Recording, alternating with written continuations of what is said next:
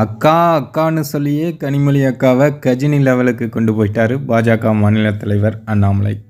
சமீபத்தில் கனிமொழி பற்றிய ஒரு கேள்வியை நிருபர்கள் கேட்டாங்க. அதற்கு அண்ணாமலை என்ன பதில் சொல்லியிருக்கார் அப்படின்னா, கனிமொழி அக்காவுக்கு செலக்டிவ் அம்னீசியா, அதாவது சூர்யா கூட ஒரு படத்தில் நடித்தார்ல, அந்த மாதிரி அவங்களுக்கு 2006 to 2014 நடந்த விஷயங்கள்லாம் மறந்து போச்சு அப்படின்னு சொல்லிட்டு இந்த விஷயங்களை சொல்லியிருக்காரு. அதை நீங்களே பாருங்கள்.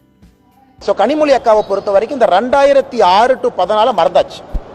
அந்த 8 வருஷத்தை கனிமொழி அக்கா பிரெயினில் செலக்டிவ் அம்னீஷியா ஆகி போச்சு.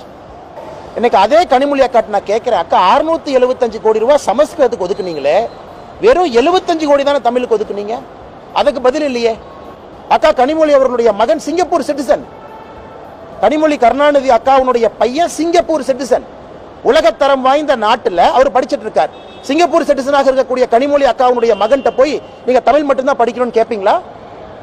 சிங்கப்பூர் சிட்டிசன்ல அத்தனை மொழியை கனிமொழி அக்காவுடைய பையன் படிப்பான். ஆனா அக்கா மட்டும் மைக் எடுத்து இல்ல தமிழ்நாட்டில் குழந்தைகள் 2 மொழி தான் அப்படி பேசுற அக்கா ஏன் கனிமொழி அக்காவுடைய பையனை கவர்மெண்ட் ஸ்கூல்ல சேர்த்து 2 மொழி படிச்சு வைக்கல?